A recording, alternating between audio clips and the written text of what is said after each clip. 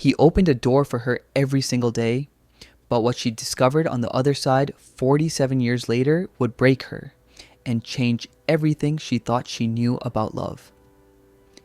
This is a story about Sarah, about a man named Thomas, and about the quiet kind of love that hides in plain sight until the moment it can no longer stay hidden. What you're about to hear will remind you that the smallest gestures often carry the heaviest truths. Sarah Mitchell was 22 years old when she started working at Henderson and Associates, a small accounting firm in downtown Portland. It was 1976. The world was changing, but Sarah's world felt impossibly small, trapped between her mother's medical bills and her own abandoned dreams of becoming a teacher. Every morning, she'd arrive at 8:47 a.m., 3 minutes before her shift. And every morning, Thomas Warren, the senior accountant who'd worked there for 15 years, would already be standing by the heavy oak door that led to the office floor. He never said much, just a gentle nod, a soft, "Good morning, Sarah," and he'd hold the door open while she passed through. At first, she thought it was just politeness, but there was something in the way he did it, something she couldn't quite name. Days became weeks, weeks became months, years folded into each other like pages in a well-worn book. Sarah got promoted. She moved apartments. She dated occasionally. Men who never quite understood why she worked so hard, who couldn't see past her tired eyes to the fighter underneath.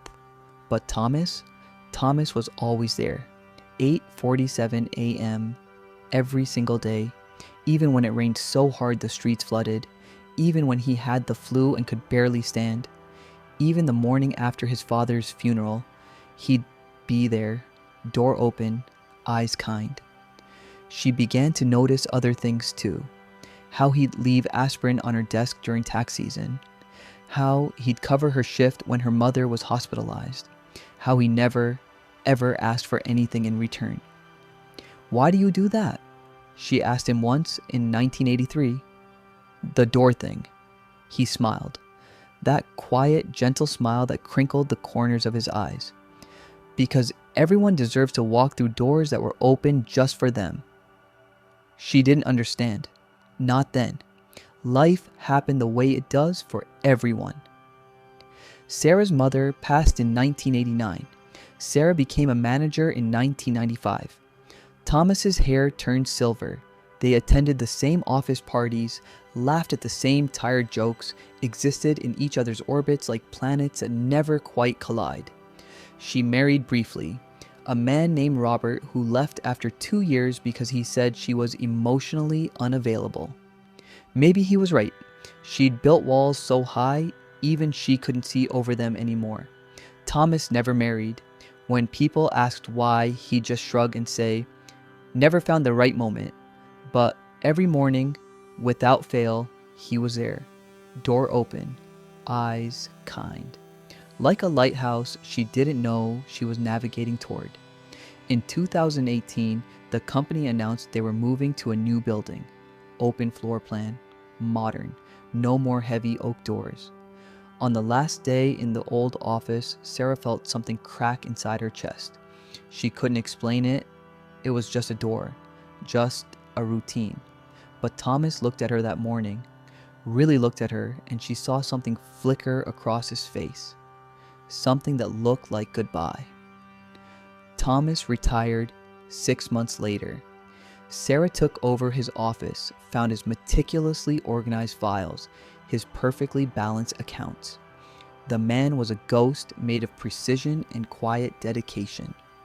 They exchanged Christmas cards, brief emails, the kind of distant friendship that forms between people who once shared the same space. And then, in March 2023, Sarah got the call. Thomas had passed away. Peacefully, in his sleep. He was 73 years old. At the reading of his will, Sarah learned he left her something. Not money, not property, a letter, and a small wooden box. Her hands shook as she opened the envelope.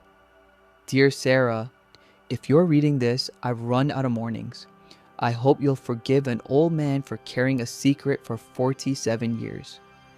The day you started at Henderson and Associates, I was standing in the parking lot, trying to decide if I had the courage to walk back inside. My wife had left me the week before. My father was dying. I had decided that morning would be my last. And then I saw you. You got out of that old blue Honda and you were crying, but you wiped your tears, straightened your shoulders, and walked toward that door like you were going to war.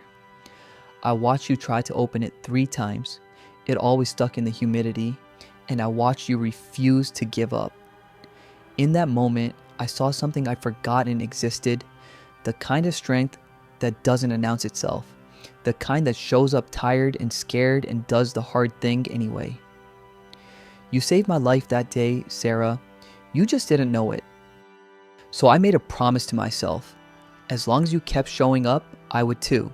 As long as you kept fighting, I would hold every door open for you, literally and metaphorically. I would make sure that when you arrived, tired and overwhelmed, there would be at least one thing in your day that was already taken care of.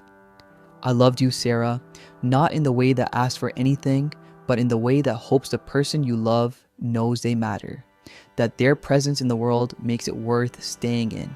In the box, you'll find 47 keys, one for every year. I had copies made of that old oak doors key. They're useless now, but I kept them to remind myself. Every day I opened that door for you was a day I chose to stay. A day you gave me a reason to. Thank you for being my reason. With all the love that was too quiet to speak, Thomas. Sarah sat in that lawyer's office and wept for Thomas, for the words she never said, for the love that existed in the space between hello and goodbye, the love that asked for nothing but gave everything. She thought about all those mornings, all those doors, all those small moments she'd mistaken for routine, and she realized Thomas had been right. Everyone deserves to walk through doors that were open just for them. But more than that, everyone deserves to know that their existence matters enough to make someone else want to stay. She visits his grave every Sunday now, and every time she whispers, "I'm still showing up, Thomas. Thank you for teaching me why that matters." Love isn't always loud. Sometimes it's the door that's already open, the coffee that's already made, the person who sees you fighting and decides to fight alongside you, silently, without applause, for decades. If this story touched you, let it be a reminder. Pay attention to the quiet people. They might be holding doors open in ways you can't yet see. And if you're the one holding the door, know that it matters more than you'll ever know.